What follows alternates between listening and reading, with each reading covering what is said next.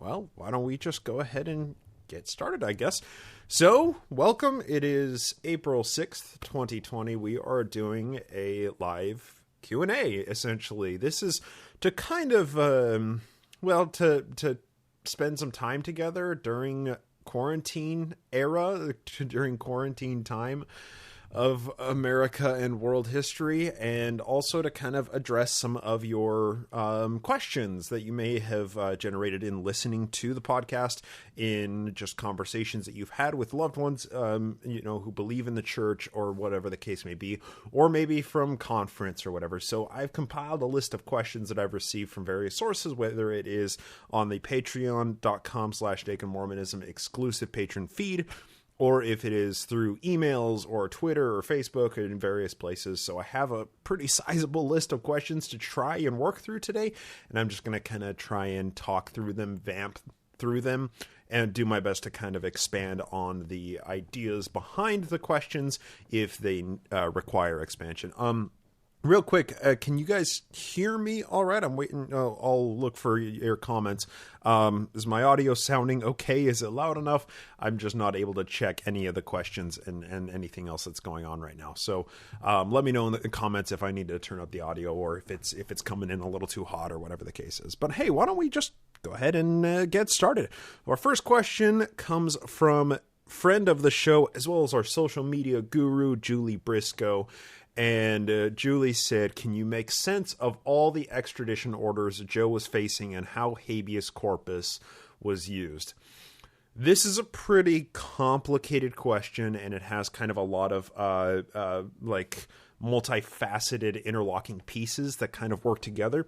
So the idea of a habeas corpus is essentially a delivery of the body. It's what a writ that a person can file. It's a process writ a person can file. It was ensconced in the Constitution that allows somebody to be released from imprisonment or from detainment by the authorities, by the government.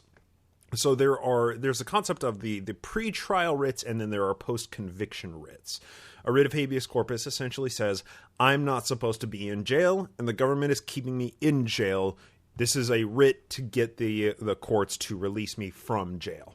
So a pre-trial writ, that can be used kind of to like acquire a bond. So if you are arrested, you haven't had your trial yet, and you don't believe that you should be in the custody of the state, you can file a writ of habeas corpus and say, hey, I'm not supposed to be interred. I'm not supposed to be confined. I'm not supposed to have my movement limited or restricted in some cases. Or if the state doesn't, or the federal government does not issue a bond for your release, you can write a writ of habeas corpus in order to acquire a bond. It says basically like, hey, I need to be released, but I'm going to come back for the trial, right? So it can also be used to challenge the jurisdiction of a court, right? So if I am somebody who lives in Seattle, and let's say I commit trespassing here, criminal trespassing here in Seattle, and then I flee to Utah or something like that, and I get arrested in Utah, and they try me there for trespassing that I committed here in Seattle, I can file a writ of habeas corpus that says you don't have jurisdiction to adjudicate whether or not I'm guilty of this, in which case they would file a writ of extradition. The state of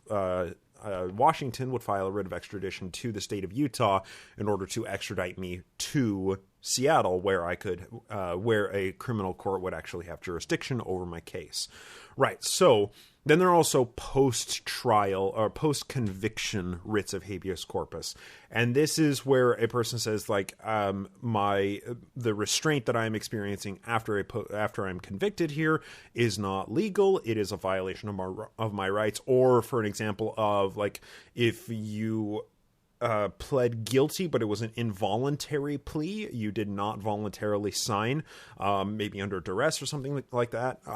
The writ of habeas corpus in the post-conviction can be used to rehear your case or to challenge the merits of your conviction. Also, if your legal counsel was considered ineffective in the constitutional sense, then it looks like Jeannie just commented Gene is having a hard time hearing. Let me turn on my gain a little bit.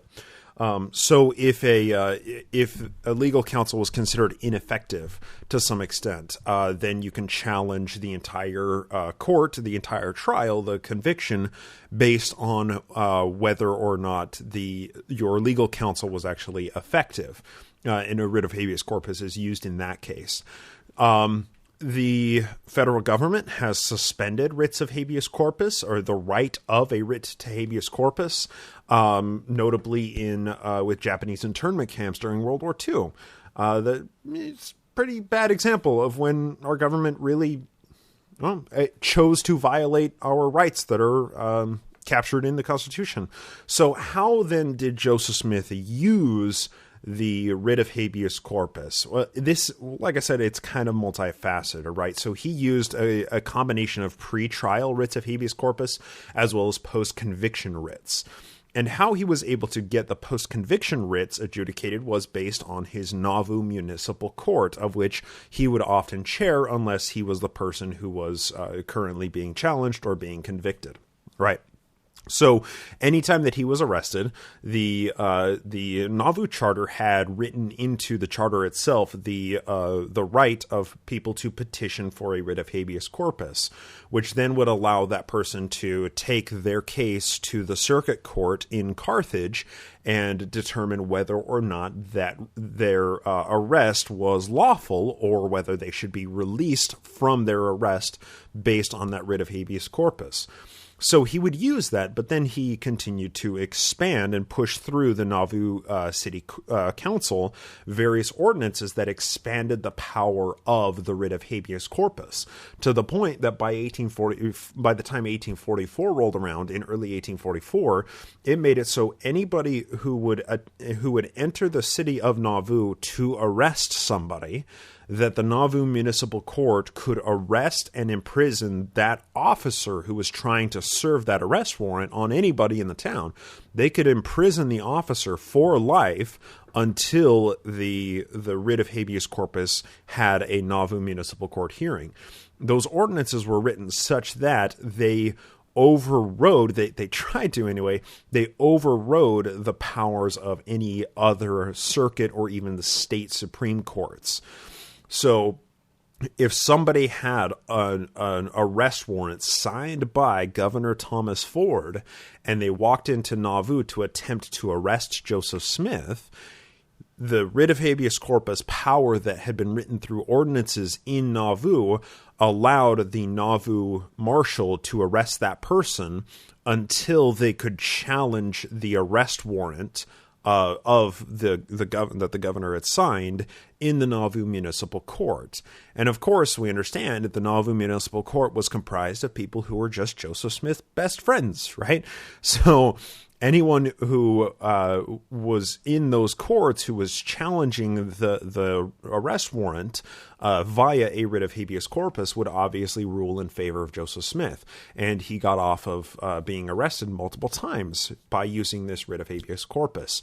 Post-conviction as well. He would use post-conviction writs of habeas corpus in that the merits of a case, or if there was a criminal...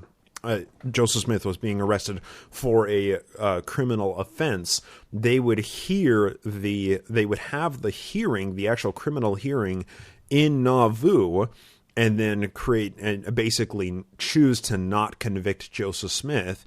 And then when, let's say, like Levi... I'm trying to pull this off the top of my head, as like Levi Wilson or something like that, who was an avowed enemy of Joseph Smith, tried to arrest Joseph Smith after they had this trial. Then he was able to file a writ of habeas corpus based on a post-conviction perspective of the writ, and get that as like, hey, we already heard this, and you're trying to have this tried at a different court. This is essentially double jeopardy. here is my writ of habeas corpus. You need to release me.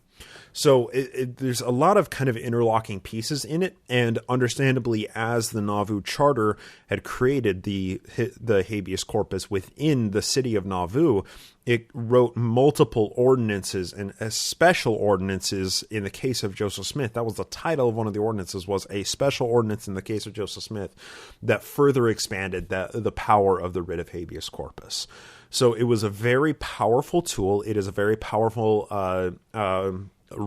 liberty that Americans hold, and other nations that have writs of habeas corpus in their constitution, because it works in conjunction with the liberties that we enjoy with freedom of speech and right to a speedy and fair trial. This is one of the interlocking pieces that needs to work together with those other rights in order to afford the most liberty to the citizens of a country while still keeping them compliant with laws, right? So it's kind of multifaceted, like I said. So let's move on to the next question, and this is from Jeff Anderson, and this is a friend of mine who I've shared a lot of correspondence on with Facebook. And Jeff says he's still in the backlog. Episode 166 is next. I assume you're going to catch up sooner or later, Jeff. He said, you've mentioned several times that the extermination order used the word exterminate, but that it did not mean to kill. Can you expound on that assertion more? Is there a good article, book, chapter, old dictionary, or other source to back this up?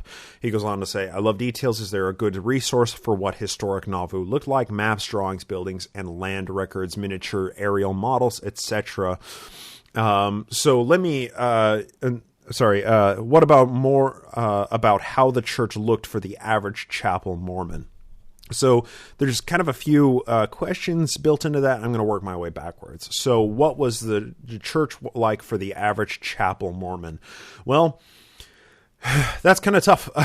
So in major historiographies of Nauvoo, for example, Ben Parks is a good example of this. Nauvoo Kingdom on the Mississippi by Robert Flanders. There are a few different historiographies of Nauvoo that provide a sketch of what it looked like and what it felt like and what it was like for people who lived in Nauvoo. Suffice it to say, it kind of sucked. Pigs ran around wild. There was always muddy streets. There were mosquitoes.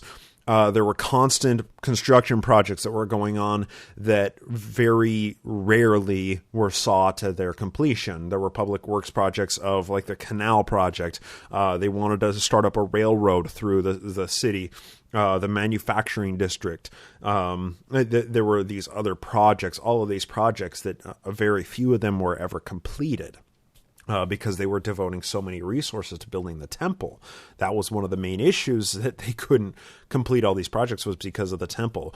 But Nauvoo was not a clean place. It was not a nice place to live. It stunk. There was no sewage system. There were holes dug in the ground that people emptied their chamber pots into. And it was just not a clean or a pleasant place to live. There were a lot of buildings.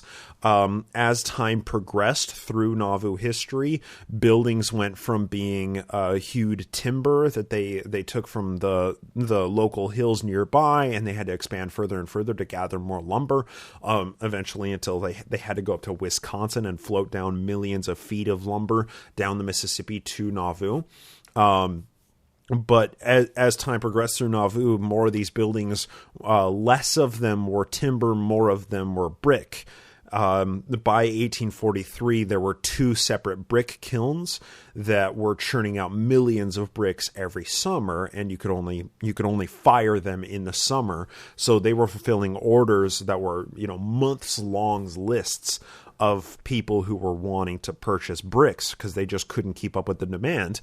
And they were able to collect clay from the Mississippi River and the banks of the Mississippi in order to create those bricks. So it was lots of relatively large buildings. Most of the homes, almost all of the people's homes were all wood. They were all log. but most of the church leaders themselves, the higher ranking church leaders, were all brick buildings because they got preference to purchase bricks, even if other people had money to purchase it. The demand was served to the people who had the higher ranks within the church and the city leadership. So walking backwards from that, maps, drawings, building, and land records. Yeah, so Google Nauvoo city plot. And if you Google this, you'll be able to see an aerial view that shows the outline of Nauvoo. And it shows all of the lot numbers where all of the people had their various plots of land. And all of this land, of course, it was acquired by Joseph Smith to begin with. And then it was segmented and blocked off and then sold off in smaller portions to members of the church. And there are a lot of maps have been drawn up. A lot of maps have been recovered that are contemporary that show all of the lot numbers, and people have determined where each of the buildings were and who lived in each of the buildings and on each of the lots within Nauvoo. So there are a bunch out there. You just got to Google Nauvoo city plot, and even the church has on its own history website, the church historian's office website. They have a plot of Nauvoo there. He says they're a good resource for what historic Nauvoo looks like. So the best, the coolest resource for what Nauvoo looked like is a picture that was taken in 1846, I want to say, of the Nauvoo house. And it was taken, it wasn't a picture. It was a painting that was done from the shores of the Mississippi that looked on to the Nauvoo house and then showed the Nauvoo mansion across the street from it and showed kind of the landscape of the flats of Nauvoo as well as the temple up on the hill. And that's an iconic portrait of Nauvoo that shows what the city actually looked like at the time.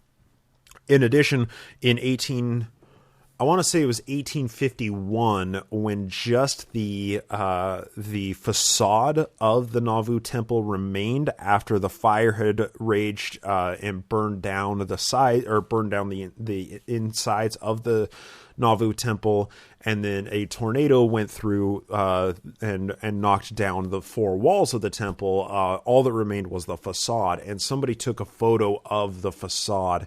And I want to say that photo was from like 1850 or 1851 or something like that. And that picture, the centerpiece of the picture is the Nauvoo temple. That is a really beautiful black and white picture. But you can see just a little bit of the Nauvoo below it from that picture, and you get a sense for what the city kind of looked like from that picture. So there are resources in this, and I would recommend looking up. Hey, No Man Knows My History actually has some picture plates in it that show, I believe, even that picture. A number of historiographies of Nauvoo also have pictures and drawings, illustrations of what it looked like. Many of them very contemporary.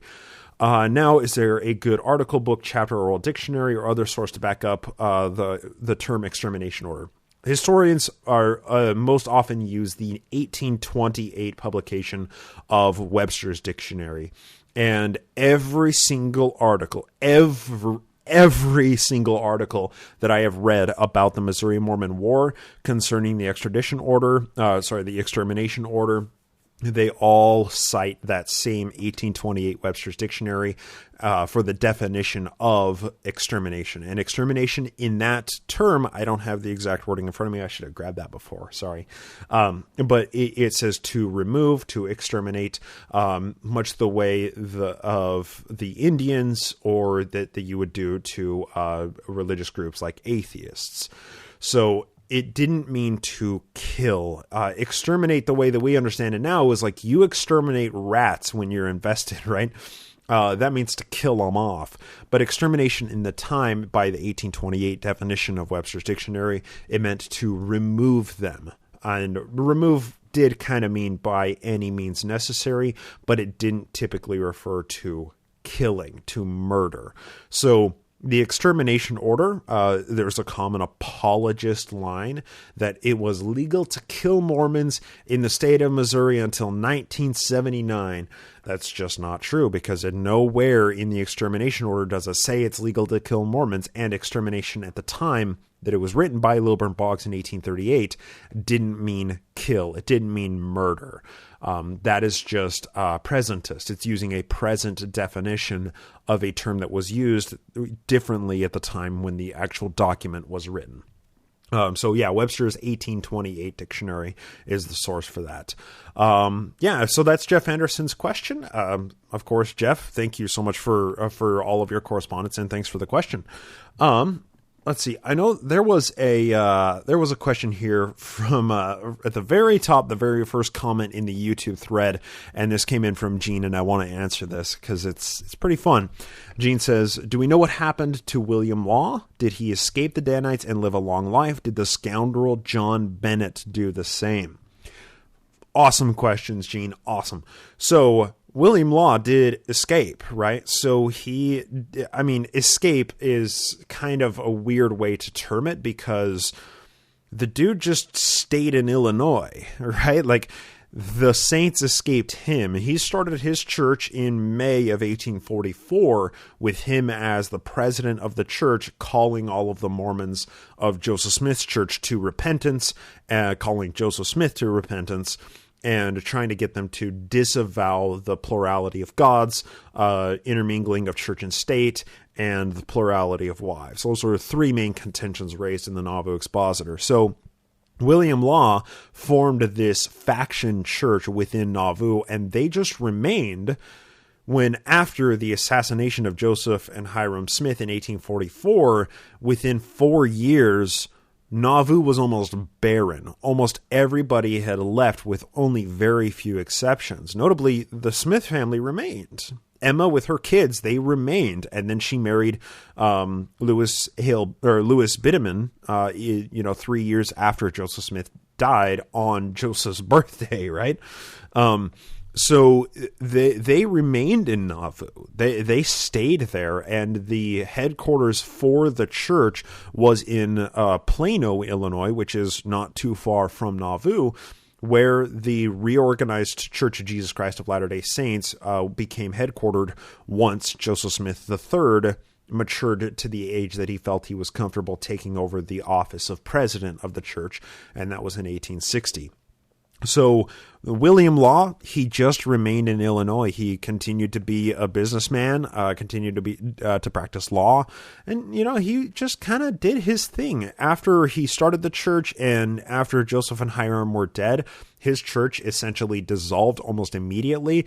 And in his very late interviews, conducted by Wilhelm Wymetal, as well as published in the Salt Lake Tribune in the 1887 or something, it's very clear that he looks back on that time in his life with profound and deep regret. He was very clearly not happy with what had happened in the church, and he regretted starting his own church. He regretted a lot. He regretted finding himself in that situation that he and Jane found themselves in. So he just continued to live his life. Same with John Bennett. The dude continued to work in politics. After his time with Mormonism, he kept on going with his hobby projects. He was kind of an eclectic type of guy. He was really into tomatoes, and he basically bred a strain of tomatoes that are used by like artisan bakers today. Even he was known as like a chicken farmer. He hybridized a breed of chicken as well.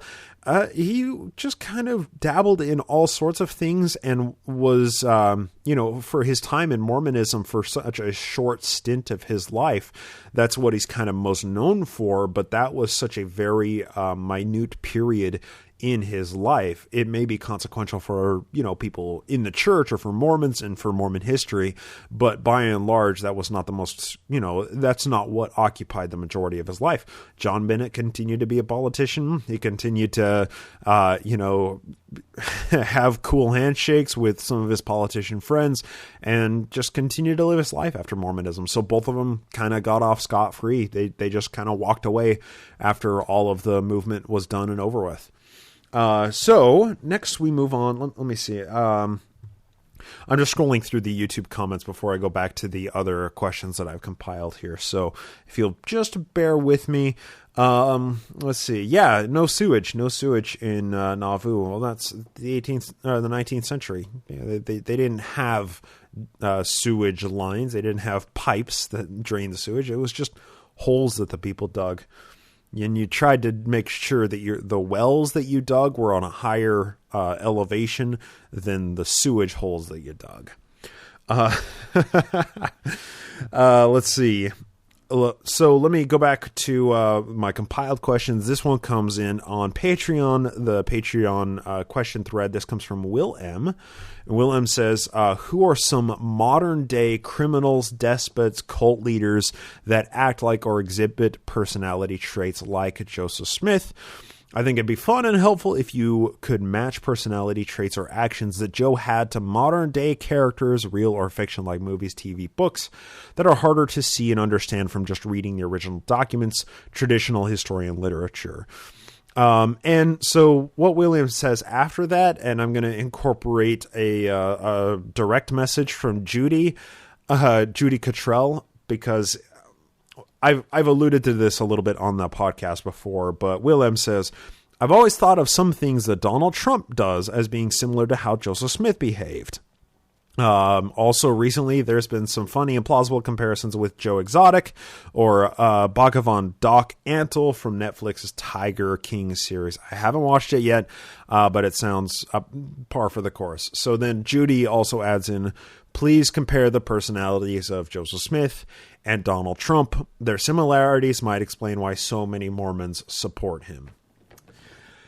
What do I do with that? So I try and stay away from politics because there are a lot more people who are much more educated in politics talking politics than me. But it doesn't stop me from occasionally adding a little commentary or drawing some parallels. Back in 2018, I believe it was, I was in Chicago and I hung out with Tom and Cecil, Gloriole Studios in Chicago. This is Cognitive Dissonance, right? And I went to their studio and we did a broadcast of Cognitive Dissonance, and I also got them to sit down and record for like an hour and a half for Naked Mormonism. So if you haven't heard that episode with Tom and Cecil, I think it's titled Worst POTUS Ever. And it was just in the wake of Donald Trump being elected. And I drew together all of these parallels that I thought were quite poignant and maybe, prescient, I guess, with Joseph Smith and Donald Trump, because the similarities are fascinating to me. And I came away, or, my ending was like, we're going to determine who is the worst presidential candidate ever.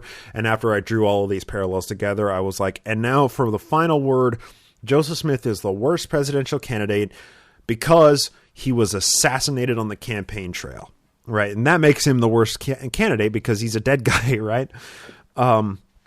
But the similarities are profound, and they are there, and they are interesting to me because what it does is illustrates what charisma and a cult of personality can do for a religious leader or for a person who's leading a type of a cult of personality, right? And what we see today with the mind control mechanisms within our politics right now of the otherizing, the demonizing and vilifying of the other sides.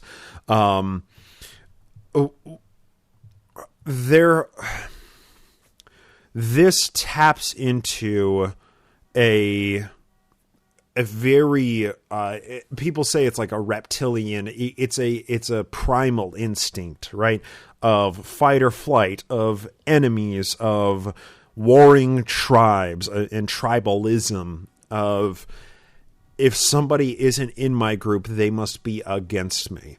And the thing is, society in almost all respects has evolved beyond what those things give us for survivability. Right now, our survivability is, how close is my house to the grocery store? Our survivability is no longer the bush is over there shaked. It's probably a tiger, right? We no longer have a society where that mentality gets us further collectively. What gets us further collectively is seeing all of us together and all of us as a shared species, as a shared societal species. And people like Joseph Smith, people like Donald Trump, utilize older and almost vestigial cognitive traits in humans that cause us to fall back into that tribal kind of modality. You are my enemy because you are against something. You are my enemy because you don't agree with me. You are my enemy because your hat is red instead of blue. You don't agree with me. You are my enemy because you worship a different god. Therefore, you can't even travel to my country, right? So Joseph Smith did the same thing, right? And Joseph Smith did it by making the people who were enemies the enemies of the church. And he used his buzzword as mobocrats, right? We have Democrats today, and we had mobocrats in Joseph Smith's time. Anybody who were labeled as mobocrats, they were enemies of the church. They were enemies of the kingdom of God. They were enemies of Zion. And anyone who was labeled as a mobocrat were seen immediately as an enemy, regardless of who they were, regardless of what their actions were. If they did something that displeased Joseph Smith, he labeled them as a mobocrat, as an enemy, and then, well, they couldn't do anything. They couldn't say anything that would convince members of the church that they had any legitimate grievances with Joseph Smith or with the church. And we see it today in the church, right? Anti-Mormon literature, anti-Mormon propaganda. It's that same kind of tribalistic and othering and vilifying of people and of their sources and of the information that they have that doesn't get us further in society. It worked really, really well in times before we had skyscrapers, but now it's vestigial. It's no longer necessary. And in many ways, it hampers our advancement as a species. But the parallels are powerful, and they tap into what charisma and the way that charisma is utilized in order to create a cult of personality, in order to create a base of rabid sycophants that are very quick to violence, are very quick to dehumanization, are very quick to follow the words of the leader without ever thinking about it. Because when the prophet speaks, the thinking has been done, right? So there's, yeah, and Julie commented, fake news. Yeah, that really is it, right? We have mobocrats, we have anti-Mormon literature, and we have fake news, right? The similarities run deep. And what they really are is the similarities, we're not necessarily seeing similarities between the people, but what we are talking about, what I'm talking about here, are just recognition of patterns. We see similar patterns, and we see similar escalation of groups of people who increasingly disagree with each other, increasingly can't live with each other. And it never leads to good. It doesn't. It only leads to escalation and feedback loops of higher escalation. And I'm always looking for anything that can turn down the heat on these kind of formulas, because it's scary. Matthew also adds Hearst. Yeah, William Randolph Hearst. Yeah, was a king of fake news and became very powerful. Yeah, Hearst has been real great for America. Real good guy. So next, I want to answer a question from Will M. who says, maybe these have been answered somewhere, and he says, can you give us a teaser of what you have planned for the assassination? Can you share a rough plan of how you plan on structuring the podcast post-assassination? I'm just thinking about which sects of Mormonism do you plan on covering, how the coverage of the Brighamite sect will be different than the Year of Polygamy podcast, etc. So, first off, I'm not Lindsay Anson Park. This is not Year of Polygamy, right? She does a fantastic job of what she does, but her podcast is extremely narrow. After she finished the Year of Polygamy of going through Joseph Smith's wives, her scope obviously expanded significantly, and much of it is just Utah history, because that's the majority of polygamy history really lies in Utah. So this is not Year of Polygamy, and I will never be as good as Lindsay, and I will never be as good of a researcher as Lindsay. How does the podcast look going forward? So the assassination itself, this is a good question because this is coming up really soon, right? The Nauvoo Expositor is happening right now. Like, the show notes that I'm putting together right now on the show for episode 202, is it? Yeah, 202. They are for the city council meeting where they determined to burn the Nauvoo Expositor, pie the type, throw it out into the streets, and burn everything up. And where it was carried out by the city marshal, John P. Green. So that's what we're covering on this week's episode, and it's a very short sequence of events from Nauvoo Expositor to Carthage Jail. We have a few weeks, right? So last week we advanced a single day in the timeline. This week we're advancing only 2 days in the timeline, right? Things are very rapidly happening and rapidly accelerating in Nauvoo history, and I'm taking my time to kind of get through them and to try and create a very holistic narrative of the Nauvoo Expositor and the 3-week period from the Expositor to the Carthage shootout. How is the assassination going to be handled? I don't know how many listeners are going to listen to this Q&A or are going to pay attention to this, but maybe you are, maybe not, but I think I've only shared this with a couple of people. But how I'm going to handle the assassination is a 10-part series on the podcast. I know that seems crazy, right? It was a single 5-minute period of a single day. How can it take 10 episodes to cover it? But there's a very specific reason that I'm doing this, and it's one of the main reasons why I'm doing the Q&A tonight. Nauvoo history is super complicated. What's happening right now in Mormon history is super duper complicated, and there's just a lot of information that's both been presented on this podcast and has been written about this time period of Mormon history. When I started Nauvoo 3 years ago on the podcast now, I was scared. I was downright intimidated to get into it because I knew that the body of literature concerning Nauvoo is so much more expansive than any other era of early Mormon history.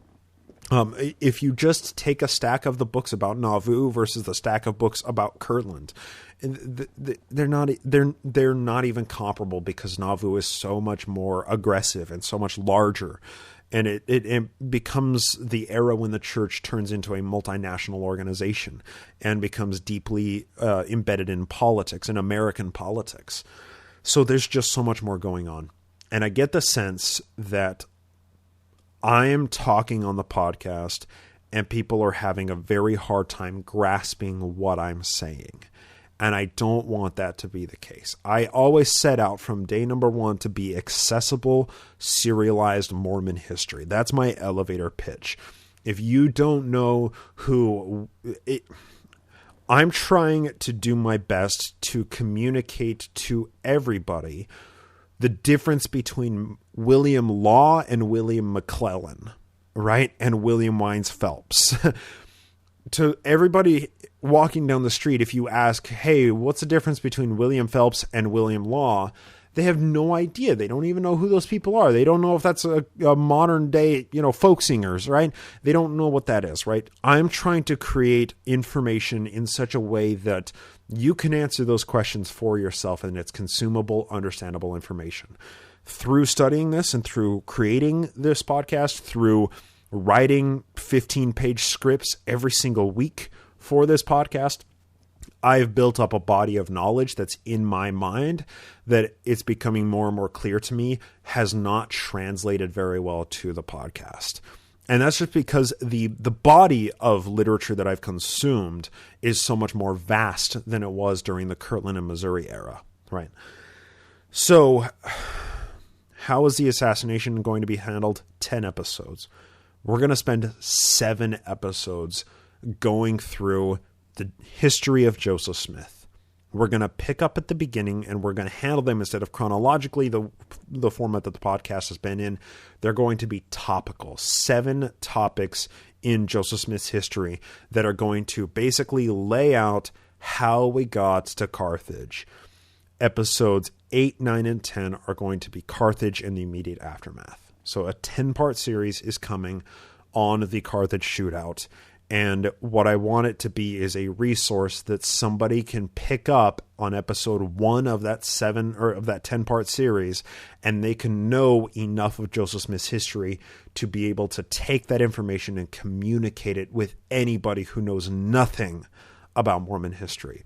Because I get the sense that the podcast is so deeply mired in the source documents right now that listeners have lost that ability to capture what I'm saying, to capture why it's important, and be able to communicate that effectively, especially to like believing loved ones or something. So it's going to be very large. It's going to be very complex. But what's the podcast going to look like after that? That's something that I have a lot of thoughts about myself, and I'm not ready to share those thoughts yet. There's still a lot in the planning phases right now. But things are going to change. It's going to look a lot different because it is a schism grenade after Joseph Smith's death. The 3-year period from 1844 to 1847, when the expedition troop made their way to the Great Basin, is far more complex than Joseph Smith's Nauvoo history. And just like 3 years ago when I was starting Nauvoo, and I was intimidated to start it, I'm intimidated to start on the Schism Crisis. I'm very intimidated by it. There's just a lot of information there. So, okay, let's see. Why don't we move to? Okay, yeah. So this is a really good question. This came from Jean Aldrich again, and she said, "Bryce, can you help me out? I wrote down the quote. This is on Facebook. I wrote down the quote from an episode that had Sarah Hyde's testimony about John C. Bennett pulling the abortionist tool out of his sleeve. On that episode, it also quoted Hiram Smith testifying about the bad character of John Bennett. I wrote as quickly as I could, but made a mistake on the page or volume of Dan Vogel's History of the Church. Then I posted it to her personal site. Can you point me to the episode, so on and so forth?" Okay, so first off, it's Sarah Pratt that made that testimony. And because Sarah Pratt was a woman who couldn't be controlled in Nauvoo, she has been vilified by the church today, and by historians today. Kind of like Emma, right? For the first 160 years of the history of the Brighamite church, they vilified Emma strongly. She was the demon. Then finally in the 1980s rolled around, bridges were being built between the RLDS and the LDS communities, and Emma stopped being the enemy anymore. So Sarah Pratt, yeah, that's kind of a complicated issue. I tend to find her very, very credible. I don't see anything in her story that makes her not credible. What I also see in her history is her name being thrown around and weaponized in the fight between John Bennett and Joseph Smith. And I think she perceived that as not fair, and she was not happy about that. And it's very clear that Orson Pratt, her husband, was very unhappy about what had happened in his absence while he was in Europe on a mission for the church, right? So unfortunately, this also comes in conjunction with an email that came in from Beth, and she talks about this, And she said that she was challenged on this because there is no page 571 in volume 5 of the History of the Church. So I had to respond to Gene as well as to Beth that I'm responding now. The Dan Vogel History of the Church is a lot different than the compiled history of the church, the documentary history of the church, the project that was completed under B.H. Roberts, right? So here, if you'll pardon me, let me find. All right, here's volume 5. Got a little dog hair on it, right? So this is the Dan Vogel History of the Church. This is the source and text critical edition. I'm going to open up to a page here.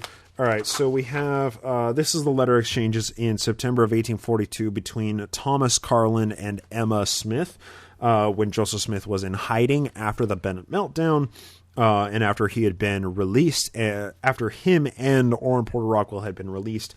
So there's some conversation between Emma Smith and Thomas Carlin, and you can see here in the commentary around it, I don't know how well you can see that, there's some bolded text, right? The bolded text is what was initially written in the source documents, but then was removed from the history of the church when it was compiled first by Willard Richards, and when he died in 1855, I think 1855, and George A. Smith came onto the project, cousin to Joseph Smith.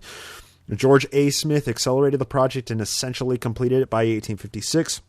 However, it wasn't finally compiled and brought into a single set of a 6-volume set until B.H. Roberts came around under the presidency of Joseph F. Smith.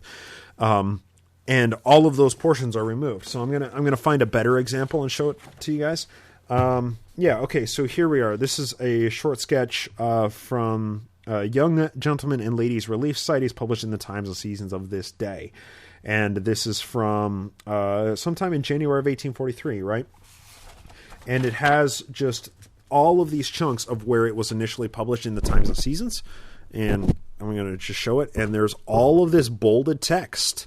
And that was all removed from the source text. And most of the removals that have been restored by Dan Vogel are consequential removals, many of them removing talks that are given by church leaders, just in some instances, people who were enemies of Joseph Smith at a certain time, like Sidney Rigdon and William Law. Talks that they gave, speeches, sermons that they gave, were just wholesale removed from the history of the church for understandable reasons. Show Dan's signature. I can do that. So what that means is the history of the church Dan Vogel set is obviously much, much, much, much larger, right? So, yeah, the whole set autographed by Dan Vogel himself. The Vogel history of the church is much larger, and in all of the footnotes, it shows where the original document is, the editing that was done, what was removed, what words were changed. The footnotes of the pages in the Dan Vogel set of the history of the church, in some cases, are much larger than the actual pages themselves, just talking about all of the edits that happened. And there are, just that the restoration work that Dan Vogel has done, he had to go through thousands of sources, thousands of individual sources, and read them in handwritten form. Handwritten, read them and compare them with the compiled documentary history of the church. Compare them and write where the changes were.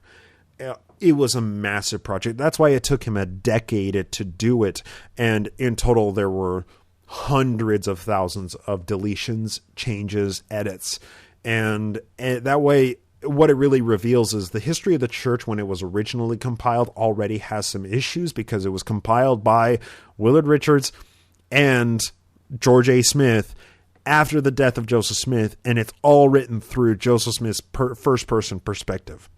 There's some serious problems with it, and the fact that it, in many cases, was censored and propagandized to begin with. There are major issues, but Dan Vogel's work really reveals how vast and prevalent that censoring effort has been in the history of the church.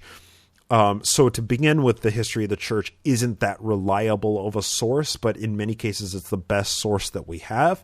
The original documents that Dan Vogel restored into it, sheds a much brighter light on what was going on at the time and makes it a much more reliable resource, which is why when that set came up for sale for a bookstore's clearance when they were going out of business, I very quickly purchased the set because it was an extremely limited run and they're extremely rare, and their value transcends just what is written on, how much you pay for them. Their value is really what's written on the pages themselves.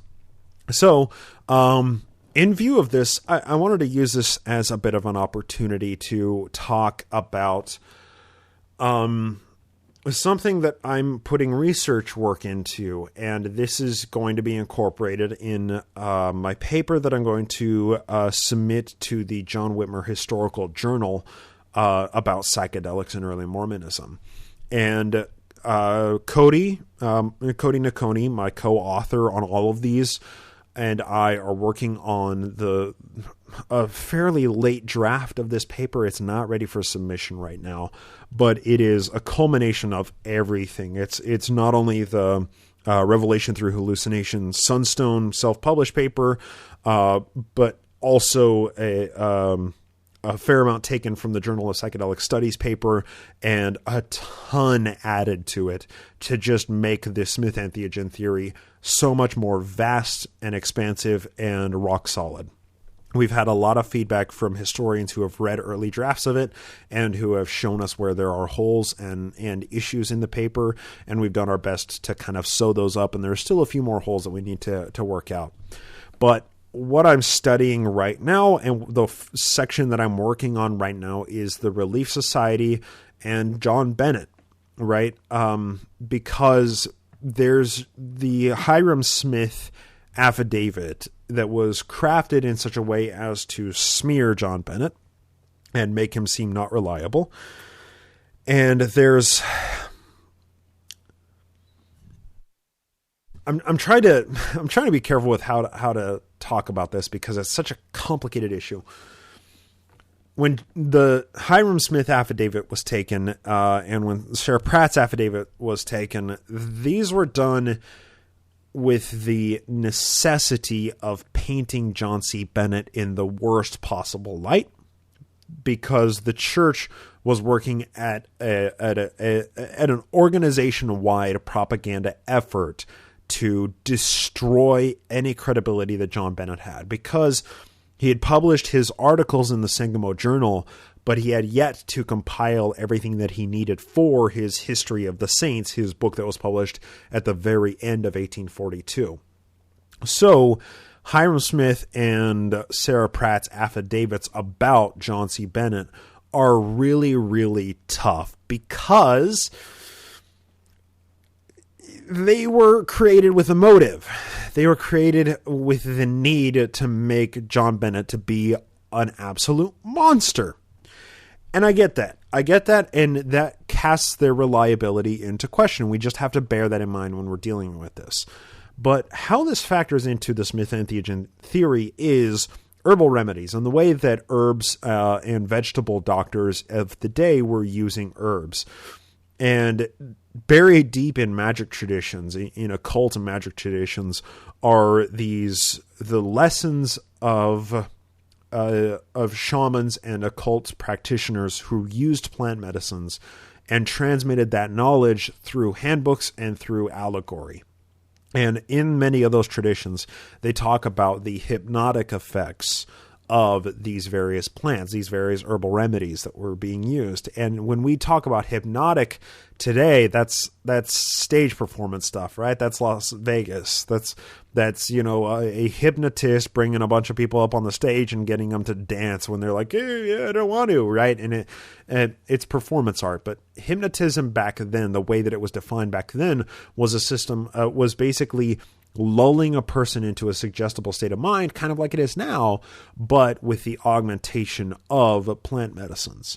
So where this kind of fits in within John Bennett being a vegetable doctor, as well as Frederick G. Williams, who died in 1842 as well, right, is they had the knowledge and expertise to create plant medicines and create tinctures that could hypnotize people or could put them into a suggestible state of mind. It could basically cause them to release their inhibitions. Put very simply and very abruptly and crassly, date rape drugs, right? I'm of the opinion that John C. Bennett was likely supplying Joseph Smith and other church leaders with date rape drugs. And when the results of that, the inevitable results of that were pregnancies outside of wedlock, then he was able to administer plant medicine to affect abortions, oftentimes ergot.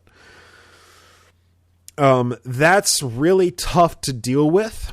And if I'm going to write an article to be published in the John Whitmer Historical Journal about that subject, it's got to be rock solid, because most people balk at the idea that there was even the concept of abortion existing at the time, or any family planning, which is presentist, right? Because family planning has always just been, in society, a woman's duty, right? As much as I don't like that, as much as that pains me to say, the society has determined that it has been a woman's job for so long to be the family planners.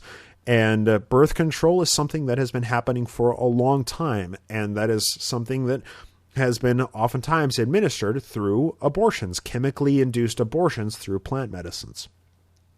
So John Bennett having the physical tools to perform abortions, according to Sarah Pratt, as well as having plant medicines to administer abortions, according to Hiram Smith, I think also leads to a window where he had the knowledge and expertise to administer plant medicines for the hypnotic properties, for the sedative properties of them, which understandably could be very, very useful to people like Joseph Smith.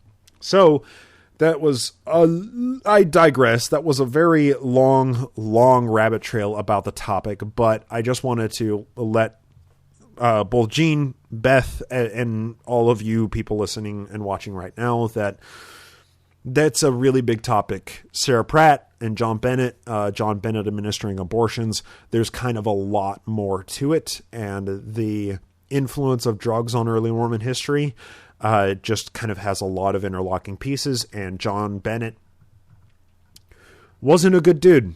Joseph Smith was a monster, right? So why don't we move on to a happier topic? Okay, so I'm going to go to Twitter now. Actually, I'm going to scroll through the YouTube feed to see, did you visit local libraries in Missouri and Illinois on your road trip? Yes, I did. So I visited every church visitor center that I could find. I visited a couple of historical societies in New York with their libraries and with their microfilm catalogs, and looked through some of their records.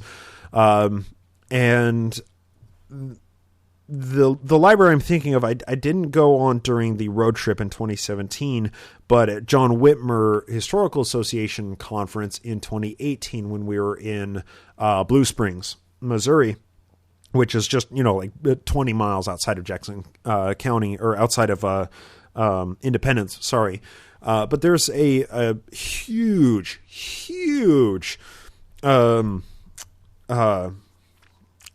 family history library there. And we, me and like 6 other historians spent like 3 hours going through their document records, their original microfilms of these document records of Missouri from the 1830s, 40s, and 50s. And it was super cool. And what was really fun with it is, John Hamer was one of the people I was there with.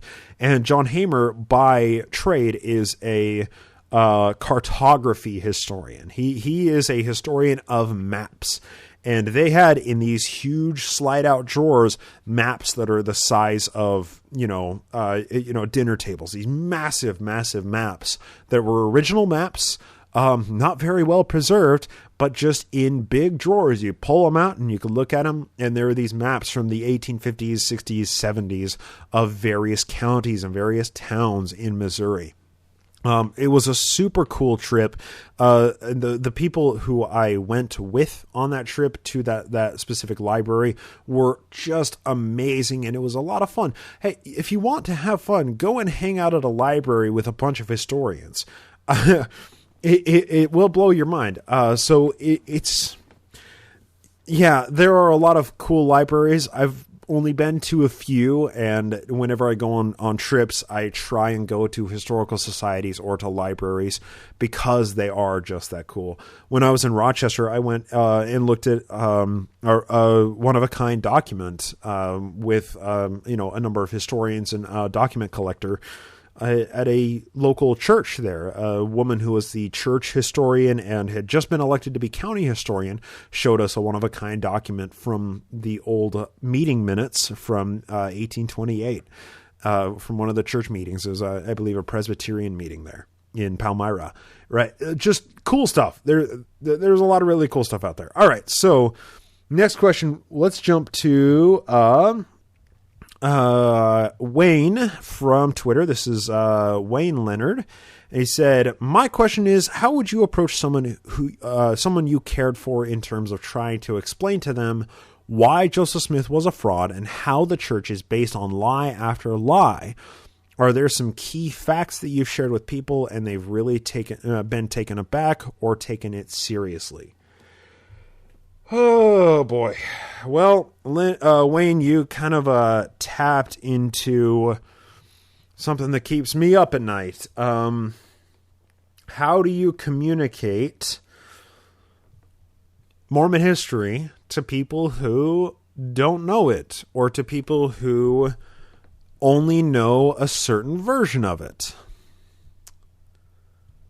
I'm going to take a drink. That's a tough one, and it's something I wrestle with, and it's a tough one specifically because there is no right answer.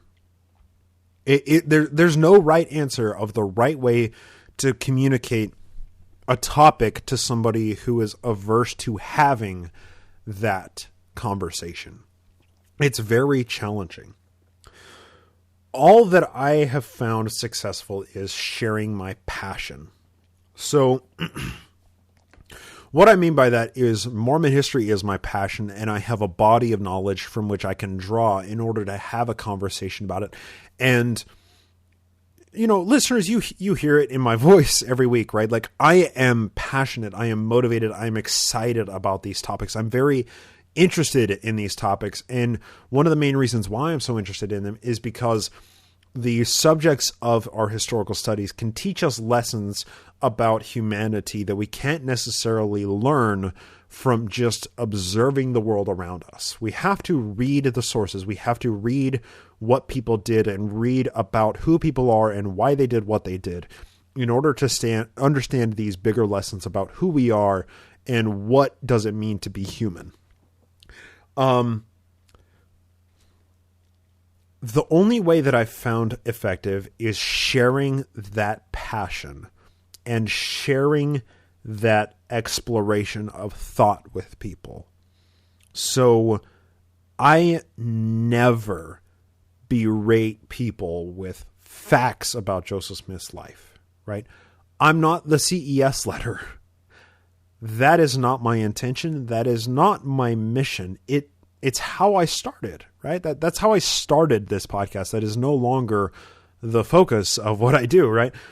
It's much more about sharing a passion and trying to understand who people are and understand who we are based on information, based on facts, right? Let me try and dream up a good example here. Why don't we just run with the Nauvoo Expositor, right? The Nauvoo Expositor was anti-Mormon. It was anti-Mormon, and then, the printing press was burned down, and then an anti-Mormon vigilante mob martyred the prophet in Carthage. We can take that propagandized and whitewashed set of assertions and tease apart a lot of it by asking leading questions. People don't listen when you tell them stuff. People listen when you make them think. People think when you force them to come up with an answer that is not a yes or no question, right? It's the old Socratic method. It's the old street epistemology, right? You ask people questions in order to lead them to the conclusion that you have come to with, right? So the Nauvoo expositor was an anti-Mormon rag. Why is it anti-Mormon? Who are the anti-Mormons? Who were the people who published it? And more importantly, why did they publish it? And the answer to that initially, especially if you're engaging in an adversarial conversation with like a loved one who knows that you don't believe in the church, if you're engaging in that adversarial conversation, you got to break through a wall before you can actually have a real conversation about this. So the Nauvoo expositor is an anti-Mormon rag. Well, who were the people who published it? We have the Higbees, the Laws, and the Fosters. And Charles Ivins, who is a very inferior figure in Mormon history. When I say inferior, I mean by documentary standards. There's almost nothing about Charles Ivins. And Sylvester Emmons, a non-Mormon, right? So who were the 7 publishers and why did they publish it?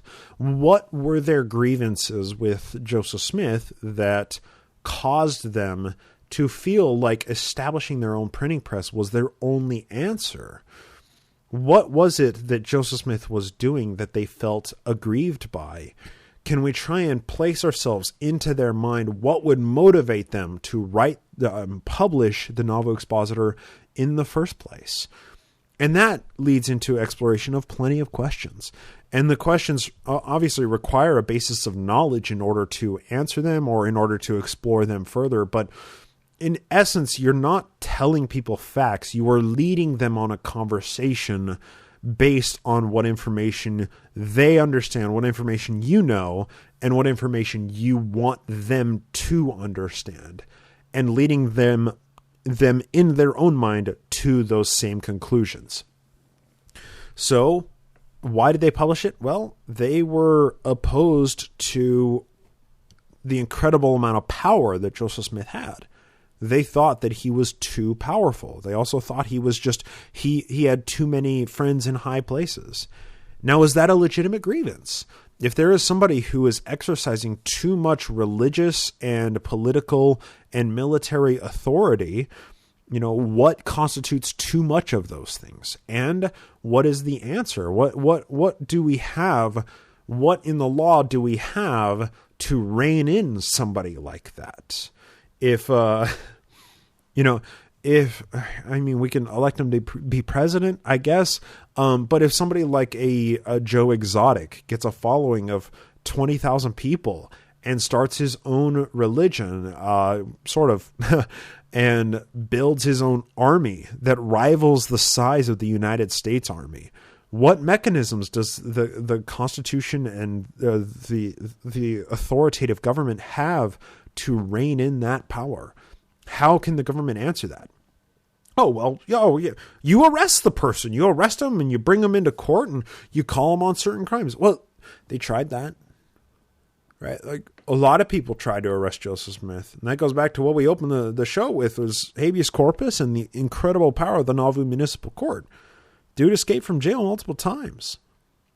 He ran away from jail. He was in hiding from the authorities because they were trying to bring him into court to answer for all of these crimes, because he was too powerful. They were trying to rein in a despot.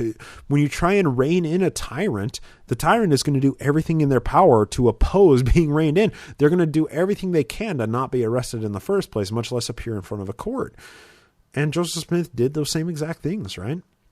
So once again, it's not about telling people facts. It's not about having canned assertions. Joseph Smith had 33 wives, and 9 of them were teenagers, and 11 of them were women who were married to other men. It's not about having a fact you can assert that's going to cause somebody to say, oh, no, that's anti-Mormon lies, and then you just hope that they look it up later. There are some instances where that works, right? Social media, sure, that can work, because the point of social media isn't to have a long-form discourse. But if you're having a question with a loved one, which was the premise of the question, if you're trying to convince a loved one that what they understand about the church and its history and Joseph Smith is not the whole truth, then it's much more important to approach it from a Socratic, long-form conversation method. And in that case, you're never going to be asserting things. You're just going to be leading them along a line of questions to understand a more nuanced perspective of Mormon history. Next question. These are kind of going a bit longer than I thought. Let's go to Matthew from the YouTube chat. He says, can you give a few minutes to give your opinion of the Broadway show Book of Mormon? I thought it was brilliant. I've seen it twice. It's fantastic. It's brilliant.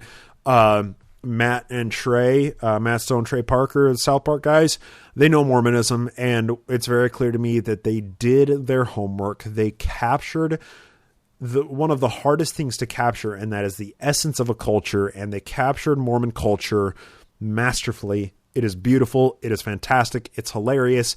It's crass. It's crafted to be specifically offensive. I didn't like how at the end the essential conclusion of the whole show is like, hey, if religion causes people to be good, then there's nothing wrong with religion. I vehemently disagree with that, but that was the kind of the conclusion of it, right? And people believing that you fuck frogs to get rid of your AIDS, and then it creates a cycle of shitting and all of that. If they believe that, then hey, there's no harm in it. If it's making them good people, that is a stupid thing to believe. That's a stupid assertion. So I don't agree with the overall conclusion of Book of Mormon, but I thought that it's brilliant. I love the songs. Annie and I, when we're on road trips, we listen to the soundtrack and sing the songs along with it. It's a great show. So, hands down, it's an awesome show. If you haven't seen Book of Mormon yet, go see it. It's great. It's truly great. Next, let's go to, hey, that was a shorter one. All right, let's go to Darren. This came in from Darren on Twitter. He said, 2 questions actually from Darren. Sorry, 3 of them. I'll try and get to all 3. He said, if you could own one piece of Mormon history memorabilia, what would it be? Give me a real item and a fake item, i.e. Kirtland cash and golden plates. Real item and a fake item. Huh. So I have to think about this one a little bit. If I could own one piece of Mormon history memorabilia, a real item, it would be the Diary of William Clayton. William Clayton's Nauvoo Journal. That's it. I want that document so bad. Darren, if you know somebody, give me a call, man. What's contained in William Clayton's diary and what historians have access to right now, there's a disparity.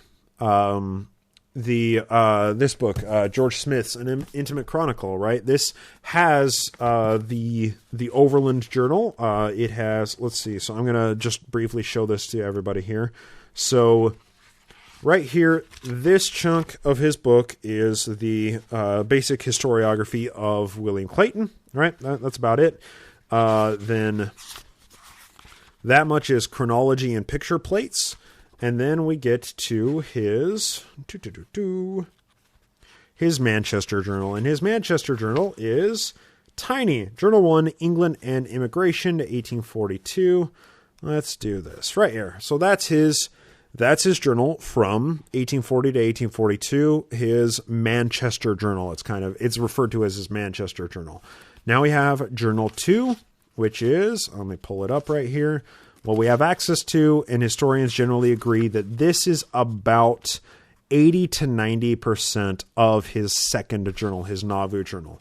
That is the page count right there. Everything after that you see in the book up until right here, right here, that's all his Utah journal, right? So that right there, that portion right there is his Nauvoo journal. 80 to 90% is consequential. That's a lot. What's contained in the 10 to 20% that historians don't have? What's in there? We don't know. Only a couple of people alive today have actually ever even touched that journal, let alone read every single entry from Nauvoo. That is my one real artifact, one real piece of history memorabilia that I would love to have. A few others that I would love to have. I'd love to have one of the 7 seer stones. Oh, God. One of Joe's Horcruxes. I would kill for one of those. Or his dove carrying the acacia plant pendant. Or sorry, not acacia. It's not acacia. The olive branch, the dove carrying the olive branch pendant. I would love to have that, or the Jupiter talisman. One of those pieces of magic memorabilia. I would kill for one of those. Maybe his cane, his Nauvoo cane. That'd be super cool. Yeah, one of these one-of-a-kind artifacts. Fake item? Manuscript found. I want manuscript found. Fake, real, I don't know, right? It's a theoretical manuscript, so in that case, it's kind of like Schrodinger's manuscript. It doesn't exist until we prove that it exists, right? So if I can pick a one piece of memorabilia that dances that line, it would be manuscript found. Manuscript found from the day that Solomon Spaulding died. I want to look at it in its completed form, sitting at the printer of Lambden and Patterson in Pittsburgh. I want to look at that. If it ever existed, I want to see what's in it, because that would once and for all prove or disprove the Spaulding theory. And it's an artifact that, if it ever existed, it has not survived. It was destroyed. If it did not, if it was a real artifact, it was destroyed.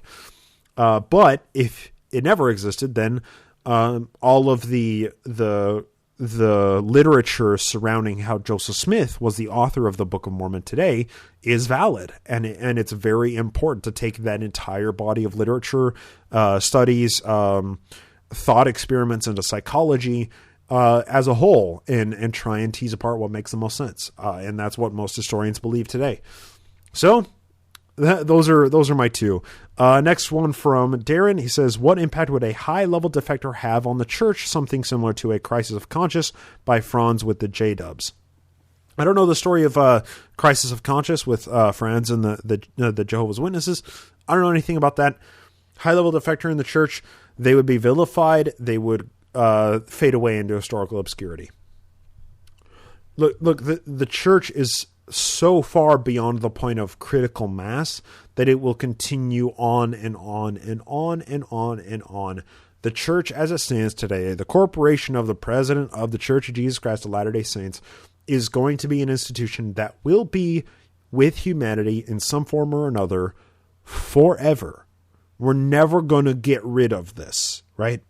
It will fade further and further into obscurity. It will fade further and further away, but it will always be present.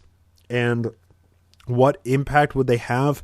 It depends on the high level. If Dieter Uchtdorf defected, I think that would be pretty impactful. If Dallin Oaks defected and made there are different ways that they could defect, right? If Dieter Uchtdorf defected and formed his own church or something, right?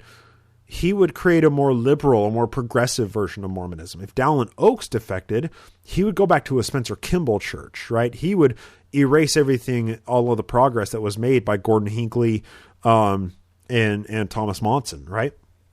So it would depend on who defected. It'd depend on their actions after they're defecting. But if they just defected and spoke out against the church, they would be vilified in media. The church would survive it. Maybe some people would leave, probably not, because the person would be branded as an anti-Mormon and no Mormon would listen to anything that they had to say. Let's next do, let's go to, this is Cooper. This is from the Cooper Vortex podcast. And he says, what impact will coronavirus have on church attendance going forward, especially the over 50 crowd? Woo! Woo! That's a big question, and it's not just you and I who are thinking about that question. Those conversations are happening at the highest level of the church right now.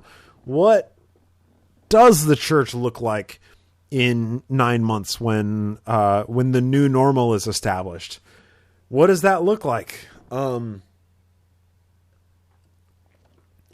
It's really a tough question because it takes into account predicting so many unknowns.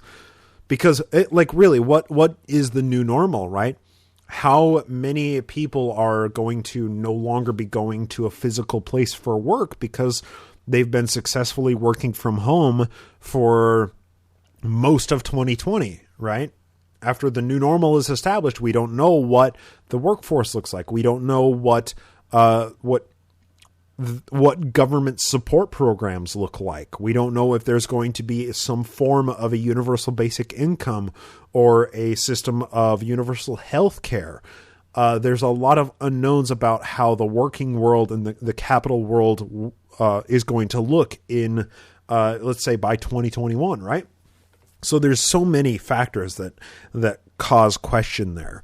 But what this is doing in so many ways is forcing the church to debut programs right now that are not ready, right? So Come Follow Me was already haphazardly thrown together to codify and to modernize and to digitize all of their manuals and get everybody on the same curriculum.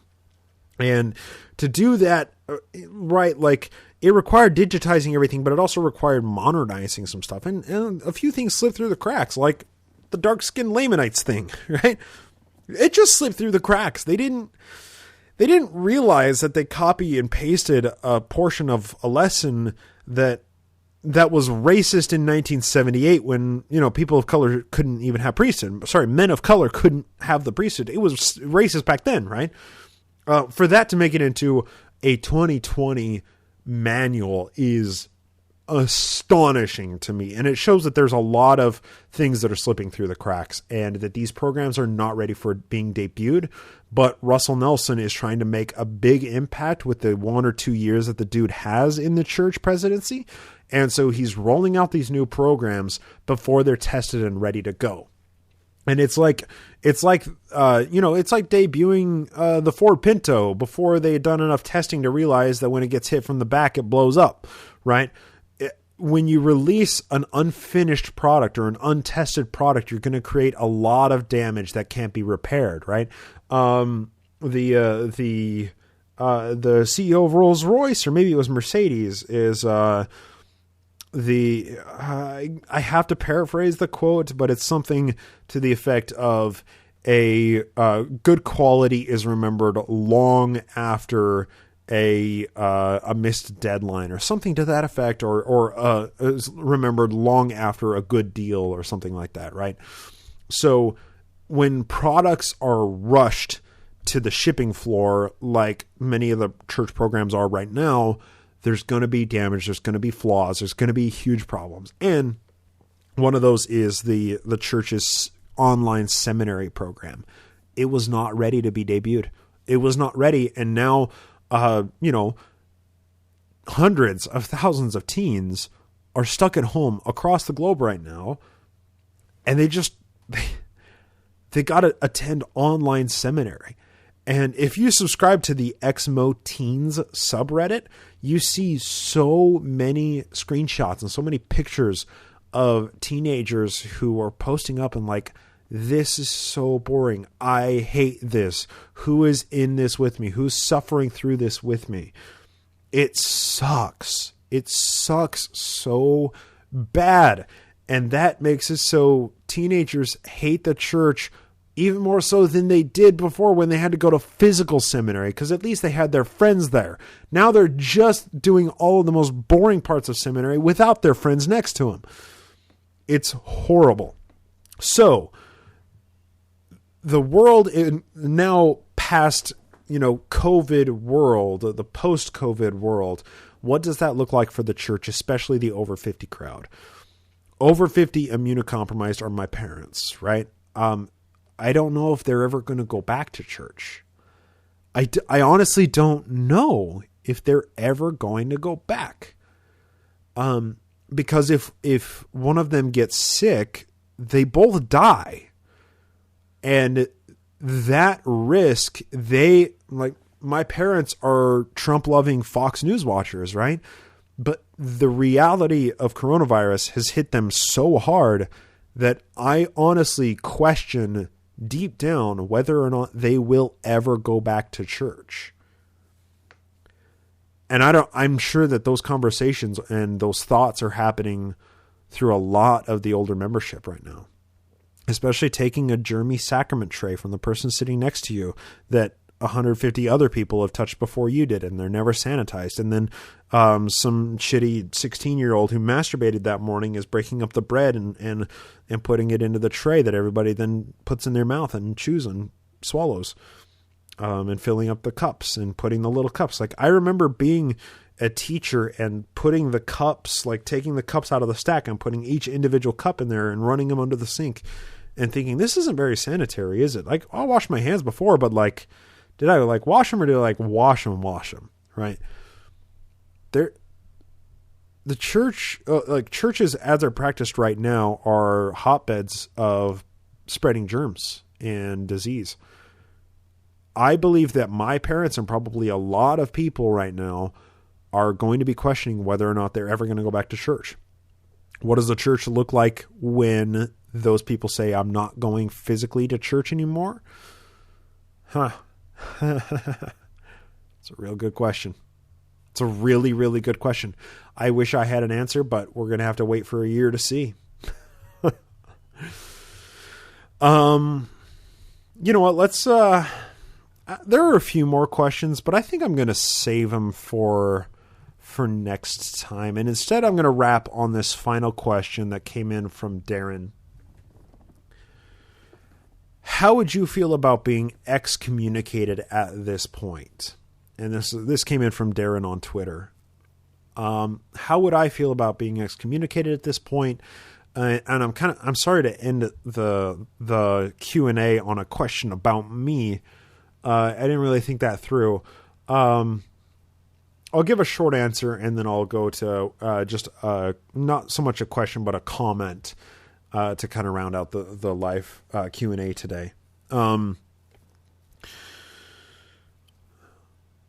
If I get excommunicated, it is spiteful, right? And it's honestly, that's one of the reasons that I leave my name on the records right now, is because I want to try and be a canary in the coal mine, right? So when it comes to other high profile excommunications, people were using their membership in such a way that the church didn't approve of, and they were excommunicated for taking church leaders to task, you know, and Sam Young is one of those, right? Sam Young was using his position as a former bishop, as an active member of the church, calling his church leaders to repentance, to change the policies of the church. He was outspoken against the leadership of the church and using his membership as a bargaining chip and as a publicity, and not as a publicity stunt, but as one piece of the publicity for the Protect LDS Children movement.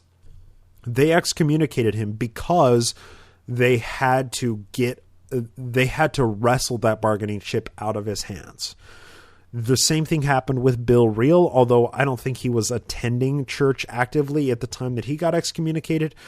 He was just on the records, and I think his family were attending. I actually don't know the details of it, but I think he was meeting with his bishop, and then he openly called Jeffrey R. Holland a liar on the podcast, on LDS Discussions, and that was it. That was the end of it, right? He got excommunicated because in some way he was using his membership. Same thing with John DeLynn. Same thing with Kate Kelly. Same thing with these other high-profile excommunications. I'm not using my membership in the church. I'm not using my calling. I'm not using that as publicity. I'm not using it as a leveraging point or as publicity to gain more attention. So if I'm excommunicated, it is spite. They are doing it as a targeted effort to go after people who are speaking out about the church. who are not using their names and their membership as leverage for publicity. So if they excommunicate me, they're going to have to start excommunicating everybody with a Twitter handle that links to a real person who still has their membership named on the rolls, right? That I feel like if they choose to excommunicate me, that will be a turning point in the church's efforts at targeting people who speak out about the church. So I want to be that canary in the coal mine. So final point, and this comes in from Emerson Van Note, and Emerson is reacting / responding to the Zion D&D campaign. Darren commented, "Great question, Darren." That was a great question, Darren. Don't you agree, Darren? All right. So Emerson says he's they are a Nevermo introvert friend of Marie from My Book of Mormon podcast, right? And this person just switched their support from My Book of Mormon to Naked Mormonism because, quote, "I so want Zion D&D to be a thing," in caps. So, listeners, if you don't know, My Book of Mormon podcast is coming to an end. We have now read through almost every single revelation from the RLDS Church. We've read through all of Joseph Smith's revelations, canonized and uncanonized. And now we read through all of the revelations of the prophets who followed him after Joseph's death through the RLDS and Community of Christ tradition. And we are going to be recording Revelation 165, I think this week, and then we are done with My Book of Mormon. So what Emerson did instead was take their patronage from My Book of Mormon and transferred it over to Naked Mormonism because they so want Zion D&D to be a thing. So yes, thank you so much, Emerson. Sorry. Thank you for supporting the show, and thank you for being interested in the Zion D&D.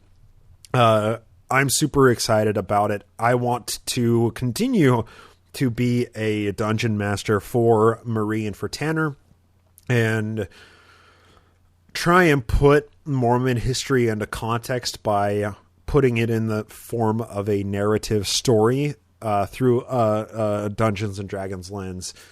So it looks like Emerson is on board with it, and quite a few other people are.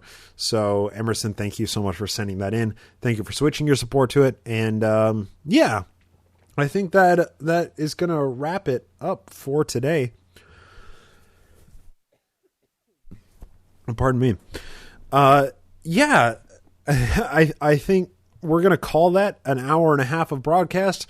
Feels like it's longer than it should have been because this isn't a co-hosting thing. It's just me talking with some YouTube comments coming in. I'm just scrolling through to see if there are any other YouTube comments or any other comments that I should address right here or any other questions. Let's see. I think, yeah, I'm just looking through the questions. I don't think there's any other questions to jump into. There's one. Does the painting have a name? Talking about the paintings of Nauvoo. I actually don't know what the name of it is. But there are a few of them. Just trust me. Go to Google, type in Nauvoo, Illinois, 1840s. You'll find a painting. Do it in Google Images. You'll find the paintings that I'm talking about, both of the Nauvoo house and of the daguerreotype of the facade of the Nauvoo temple. You'll find it really, really easy. You'll probably find them even hosted on the church's own history websites. So, hey, that is going to wrap it up. What did y'all think? Did you enjoy this this get together, this little Q&A session? I started it by saying that I feel like there's communication that is happening from my side that isn't translating very well to you listeners, and that's kind of one of the main reasons why I wanted to do this Q&A. The information in Nauvoo is super dense, and I want that information to translate to you listeners in such a way that you can take it and you can communicate that information to somebody who may need to know it. You may have a conversation with a beloved loved one and you want to talk to them about church history, but don't know where to start. You don't know where to go with it. I want this podcast to be what it sets out to be, and that is accessible Mormon history in a serialized format. And hopefully Q&As like this can kind of make that more effective. And, if you have more questions, send them in. I'll try and respond to them on air in the listener mail segments of episodes, or maybe I can just save up questions as they roll in and we can do a Q&A, once a month, once every couple of months like this. I suspect that there will probably be a bit of questions after the assassination series. We're going to do that. That's going to absorb my entire life for the 10-week period that we're going to do the Carthage assassination series. That will be my entire life is those episodes. So I'm going to slink away into my little lair here and not respond really to anybody, not respond to emails, probably not respond to like Facebook messages and social media mentions and stuff, because those are going to completely eat every moment of my life coming up very soon. They've already taken a lot of hours from me. But I suspect that there will be a number of questions after that. So let's plan on doing at least a Q&A like this after the Nauvoo or after the Carthage series, and maybe one in the middle of it, or maybe one right before it, or something to that effect, within, a couple months. What did you think? Did you enjoy it? It looks like Gene enjoyed it. So I feel like I just had coffee with the smartest guy in town. I wish I could go up there to where you live. I won't say it on air, Gene, and have that coffee with you in person. I'd like to get to know you. I've really enjoyed talking to you. And to everybody who's sending these questions, everybody who has communicated back and forth, I've really enjoyed it so much. And, thanks for sending in the questions. And I guess we'll call that there. I'll hope to talk to you next time here on the Q&A live stream Naked Mormonism YouTube channel podcast, because this is airing on the podcast feed as well. Oh well, whatever. Take care, everybody.